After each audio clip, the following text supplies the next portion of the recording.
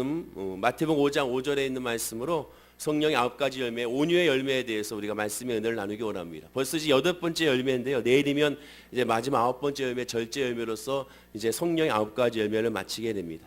하나님의 성령의 이 열매 하나하나 우리가 나누면서 그 열매가 우리의 삶 가운데 늘 있게 해달라고 사모하는 그러한 기도하는 우리 모든 성도님들이 되어야 될 줄로 믿습니다. 자, 오늘은 바로 8번째 열매인 온유의 열매입니다. 역시 다른 열매와 마찬가지로 성령의 열매라는 것은 늘 기억을 하셔야 됩니다. 성령의 열매라는 것, 그리고 이 성령의 열매이기 때문에 당연히 세상적인 온유와는 다르다는 것을 우리가 염두에 두고 성경 말씀을 봐야 됩니다. 먼저 온유에 대한 성경의 문자적인 의미를 한번 살펴봐야겠습니다. 온유란 무엇이냐? 사전적인 의미를 살펴보게 되면 두 가지의 의미가 사전적인 의미가 있습니다. 첫째는 사람의 표정이나 성질이 온화하고 부드럽다라는 것이 한글 사전에 그렇게 나와 있습니다. 그렇습니다. 보통 사전적인 의미의 뜻처럼 사람의 표정이나 성질이 온화하고 부드러운 사람을 보통 사람들은 뭐라고 얘기합니까? 착하다라고 말을 하게 되죠. 그래서 우리가 이 온유에 대해서 그래 온유한 사람이니까 착하다라고 생각한다면 그것은 또한 잘못된 그러한 성경의 온유의 판단이 되고 그러한 적용이 되게 됩니다. 성경에 말하는 이 온유는 세상의 착함과는 거리가 있다는 것을 우리가 염두에 둬야 되는 것이죠. 동시에 한글 사전에서는 이 온유에 대해서 두 번째로 겸손의 동의어로 사용을 하고 있습니다. 겸손하다는 뜻과 같은 단어로 사용하고 있다는 것이죠. 이 겸손이라는 결국 무엇입니까? 남을 높이고 제 몸을 낮추는 것이 바로 이 겸손이다라고 할 수가 있게 됩니다. 자, 그럼 히브리어로 한번 이 온유에 대해서 한번 살펴보겠습니다. 온유라는 이 히브리어 단어는 아나브라는 단어로 사용하는데 이 아나브라는 단어는 겸손하다라는 그런 뜻이 이 안에 담겨져 있게 됩니다. 또한 이 아나브라는 단어는 겸손한 뜻과 동시에 괴롭히다, 압박하다, 비천하다, 낮아지다, 겸손히 행하다, 굴복하다라는 등등의 뜻이 있는 것을 확인할 수가 있습니다. 이 아나브라는 단어는 아나라는 단어에서 파생된 것인데요. 이 아나라는 단어는 겸비, 또한 가난한, 고뇌, 가난이라는 말이 또한 이 파생적 단어로 사용되고 있는 것을 확인할 수가 있습니다. 또 이 헬라어를 한번 살펴보게 되면 헬라어는 형용사 프라우스와 명사 프라우테스라는 단어로 두 가지의 단어로 많이 사용했는데 온화라는 뜻이 있는 것을 확인할 수가 있습니다. 구약을 헬라어로 번역한 것이 시신역인데요. 여기에 온유라는 단어를 프라우스라는 단어로 12에 번역했다고 합니다. 원래 히브리어가 이 낮다, 비천하다는 뜻이 강하기 때문에 그래서 이 단어를 하나님에게는 단 한 번도 사용하지 않았고 유일하게 이 모세오경에서 모세에게만 온화하다, 프라우스라는 단어를 사용한 것을 보게 됩니다. 그런데 이 놀라운 것은 신약에 와서 비천하다라는 뜻으로서 이 프라우스라는 단어를 예수님께 직접 사용했다는 것을 주목해야 한다는 것이죠. 마태복음 11장 29절에 보면 나는 마음이 온유하고 겸손하니 할 때 이 온유하다는 단어가 프라우스, 비천하다라는 뜻으로 단어로 사용하고 있습니다. 그러니까 온유하다는 뜻이 비천하다, 낮아졌다라는 뜻에서 예수님께 사용한 것이라는 것이죠.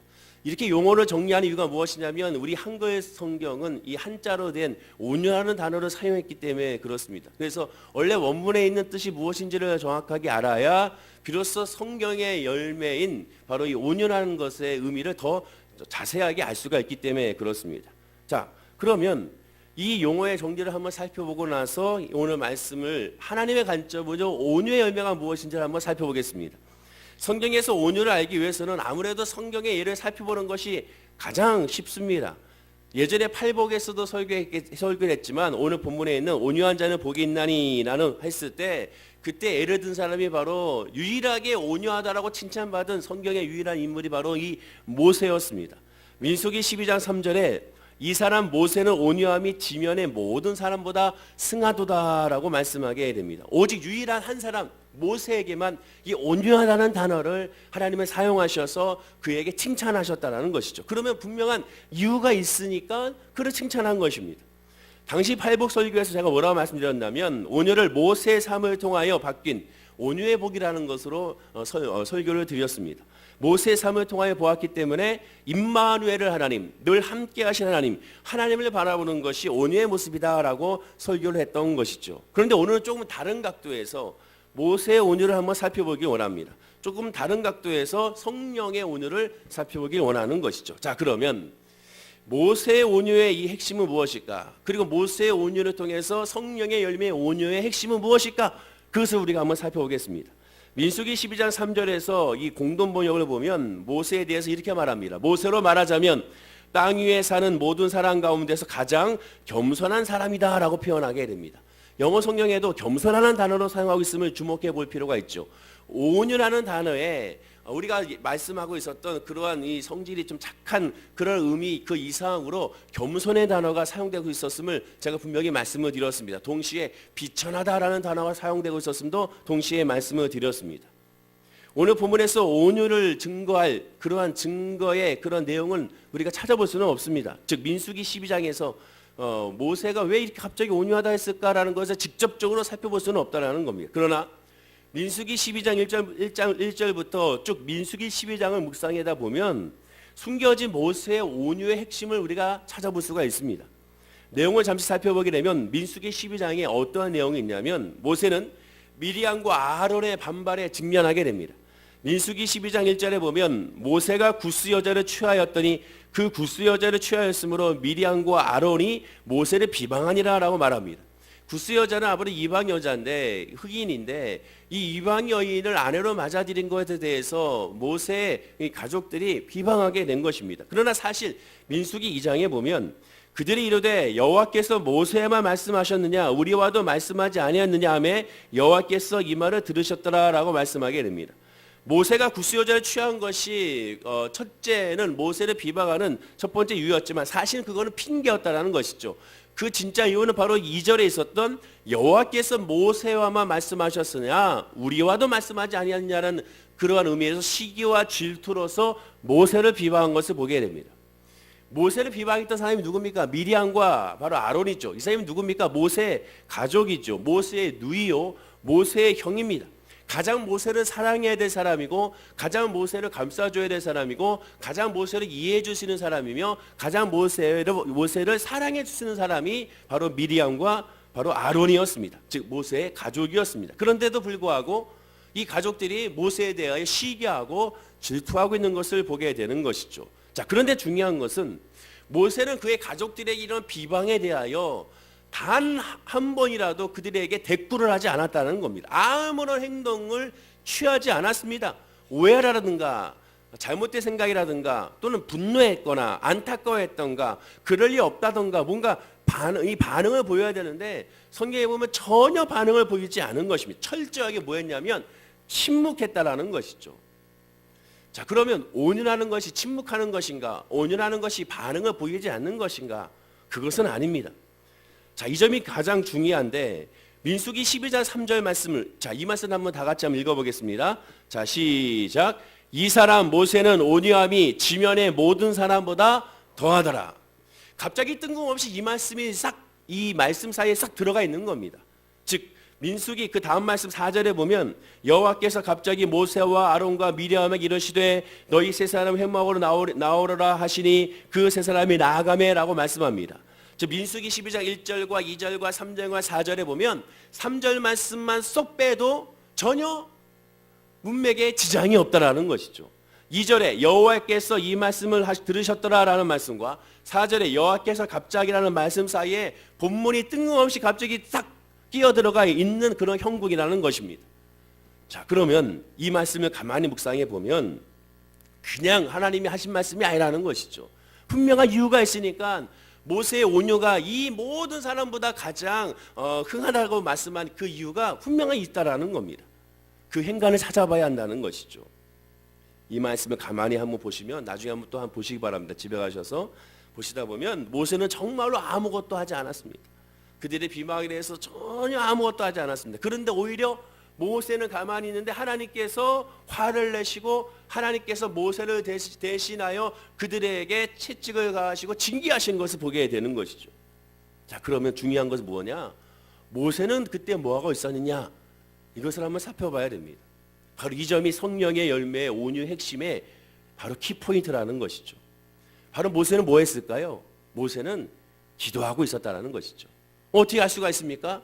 오늘 본문에 이 나와 있는 민수기에는 나와 있지 않습니다. 민수기 12장에는 모세가 기도했다라고 표현은 직접적으로 나와 있지 않습니다. 그러나 우리가 생각해 볼 수 있고 묵상해 보고 유추해 볼 수는 있습니다. 어떻게 할 수 있냐? 성경의 흐름을 통하여 알 수가 있습니다. 민수기 12장의 바로 앞장인 민수기 11장을 보면 민수기 11장의 시작이 이스라엘 백성들이 하나님을 원망하고 모세를 원망하는 것으로 그 말씀이 시작이 되고 있습니다. 자, 민수기 11장 1절과 2절 말씀을 다 함께 한번 화면과 함께 읽어보겠습니다. 여호와께서 들으시기에 백성이 악한 말로 원망하며 여호와께서 들으시고 진노하사 여호와의 불을 그들 중에 붙여서 진영 끝을 사르게 하시며 백성이 모세에게 부르짖음으로 모세가 여호와께 기도하니 불이 꺼졌더라. 여기 뭐라고 말씀합니까? 이스라엘 백성들이 이스라엘에서 하나님을 원망하고 모세를 원망했을 때 모세가 뭐 했다고 성경은 말하고 있습니까? 모세가 여호와께 기도했다라고 성경은 분명히 말합니다. 모세가 여호와께 기도하고 간구하고 있었음을 성경은 분명히 말하고 기도했을 때 불이 꺼졌더라고 성경은 말씀하게 됩니다. 즉 모세는 이스라엘 백성들이 원망하는 그들을 향하여 대꾸하지 아니하고 뭐 했느냐? 하나님께 기도했다라는 것이죠. 그리고 나서 그 다음 장이 민수기 12장입니다. 민수기 11장에서 이스라엘의 전 백성들이 하나님과 모세를 원망했고 그 다음에 민수기 12장에서는 이제는 좀 가라앉는가 했더니 이제 모세의 가족인 미리암과 아론이 바로 모세를 비방하고 있었던 것입니다. 그리고 나서 그 다음에 13장, 14장, 15장이 지나가고 16장이 됐을 때 아주 심각한 반역이 일어나게 됩니다.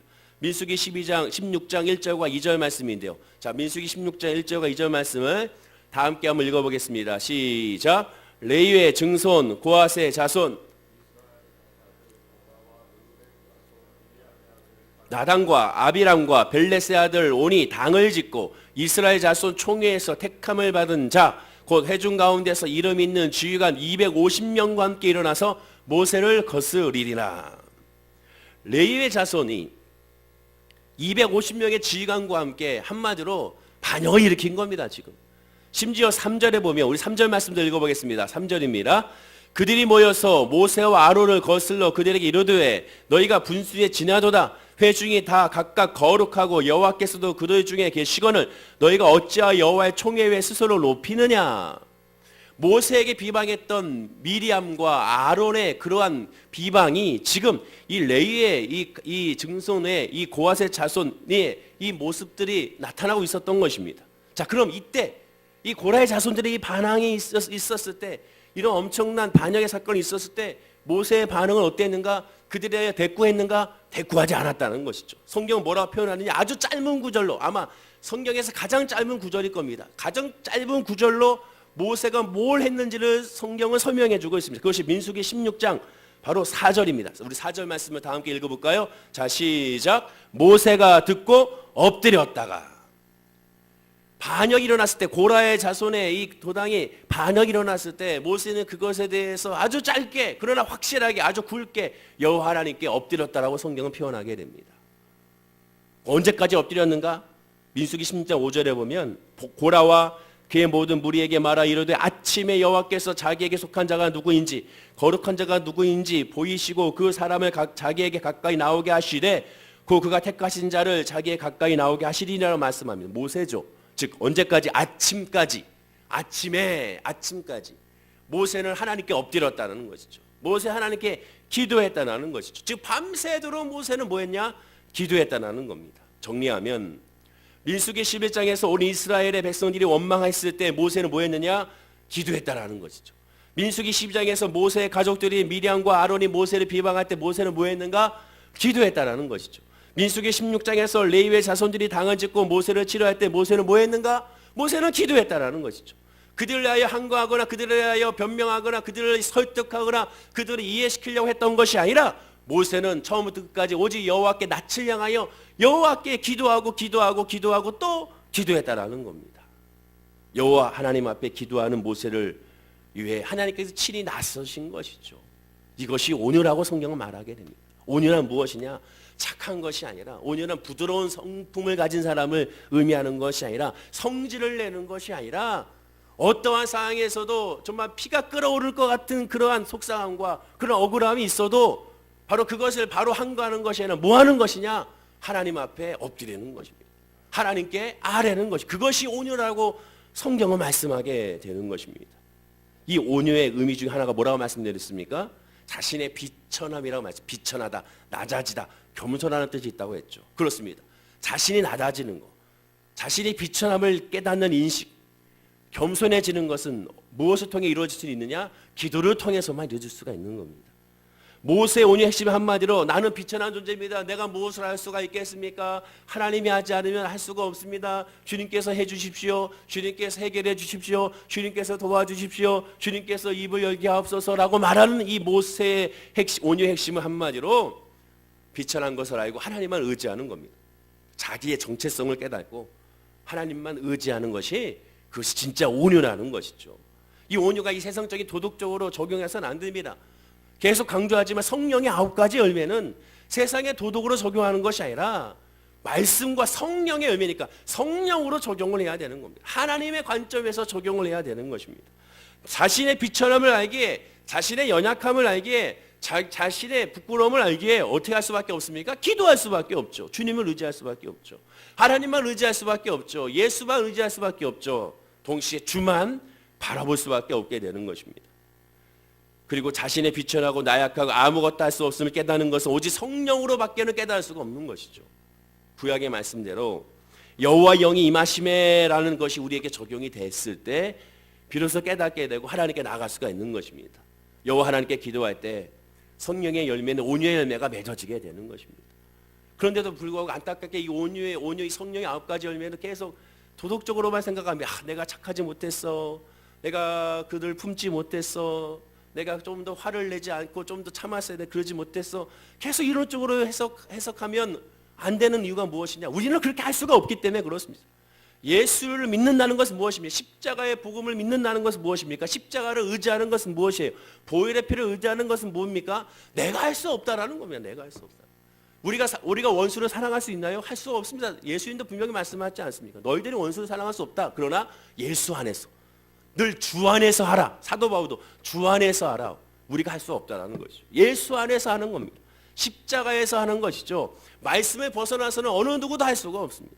예수의 십자가의 은혜와 성령의 은혜 안에서 우리가 할 수 있는 것이죠. 그리고 성령의 은혜 안에 있을 때 내가 하는 것이 아니요 그리스도가 하는 것이죠. 즉 내가 사는 것이 아니요 그리스도가 사는 것이라고 사도 바울이 말했지 않습니까?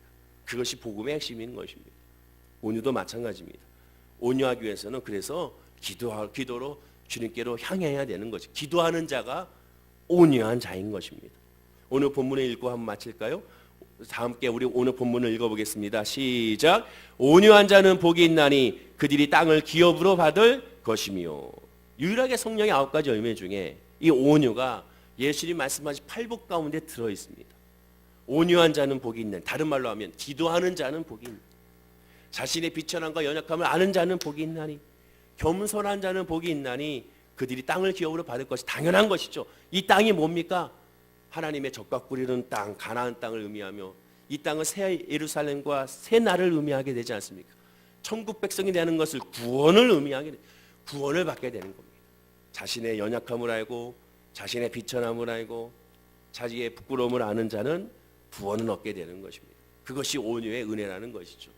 사랑하는 모든 우리 성도님들, 2018년도에 이 성령의 9가지 열매 하나하나가 다 우리 삶 가운데 일어나기를 간절히 축원하고 기도드립니다. 그 중에 이 온유의 열매, 유일하게 성경에 모세에게만 온유하다고 했는데 이제는 모세에게만 온유하다고 하나님께서 말씀하신 것이 아니라 우리 월계수목교회 특별히 이 새벽에 기도하는 모든 이들에게 모든 사람보다 온유한 자다, 모든 성도들보다 월계수목교회 성도들이 온유한 자라는 그러한 하나님의 칭찬을 듣고 정말로 그 칭찬대로 우리 삶 가운데 온유함이 넘쳐나는 우리 월계수목교회 모든 성도님 되기를 간절히 축원하고 기도드립니다. 기도하겠습니다. 아버지 하나님, 오늘 온유에 대해서 우리가 말씀을 나눴습니다. 성령의 열매입니다. 성령의 열매는 성령이 아니고서는 맺어질 수가 없다는 것이고, 성령의 열매라는 것은 성령께서 열매를 맺게 하시는 것을 우리가 알 수가 있습니다. 온유의 열매도 우리가 할 수는 없습니다. 모세를 바라봤더니 모세는 이스라엘 백성들에게 원망을 들었고, 모세는 살아난 가족에게 미리암과 형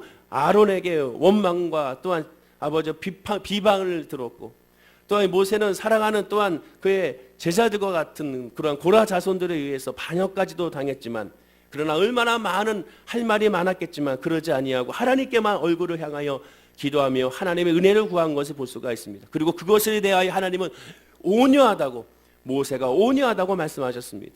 사랑하는 우리 월계 목회 성도님들도 2018년도에 이 기도로 말미암아 온유함, 하나님께 내어 맡김으로 말미암아 온유함이 우리의 삶 가운데 이루어질 수 있도록 인도하여 주시옵소서.